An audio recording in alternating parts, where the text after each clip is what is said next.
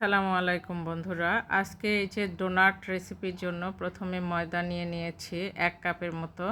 এর মধ্যে সামান্য লবণ মিশিয়ে নিচ্ছি, আর অন্যদিকে কাপে বাটার নিয়েছি 1 খণ্ড, তার মধ্যে দুধ ঢেলে দিলাম 1 কাপের মতো এবং সুগার দিয়ে দিচ্ছি 2-3 চামচের মতো, আর দিয়ে দিলাম কিছু অ্যাক্টিভ ইস্ট।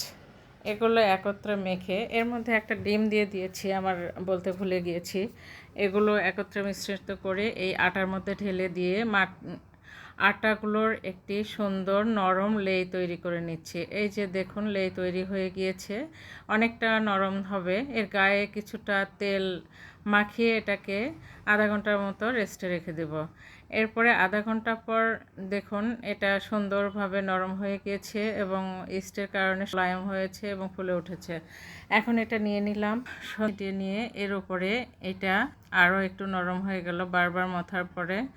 এখন এটাকে লেচি কেটে নিব, রুটির মতো বেলে নেব এবং একটু মোটা করে নেব, মোটা রুটির মতো বেলে নেব। এগুলোকে বেলে নেওয়ার পরে কুকি কাটার দিয়েও কেটে নিতে পারি। আমি একটা কৌটার মুখ দিয়ে এই যে চা কাপ দিয়ে আমি কেটে নিচ্ছি। এরপরে এগুলো কড়াইতে তেল দিয়ে তেলে ভেজে নিচ্ছি। এই যে প্রসেস মতে ধীরে ধীরে তেলে অল্প তাপে ভাজছি।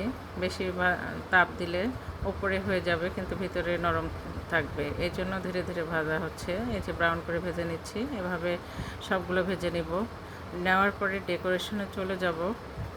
এগুলো হাতের কাছে থাকা জিনিস দিয়ে আমরা ডেকোরেশন করব। কিছু স্প্রিং ড্রিঙ্ক নিচ্ছি, তারপরে এই যে চকলেট নিয়েছি, চকলেটগুলো গলিয়ে নিয়েছি, চকলেটে এটা ডুবিয়ে নিয়ে এই যে স্প্রিং রিংগুলো এর উপরে ভরিয়ে নিলাম।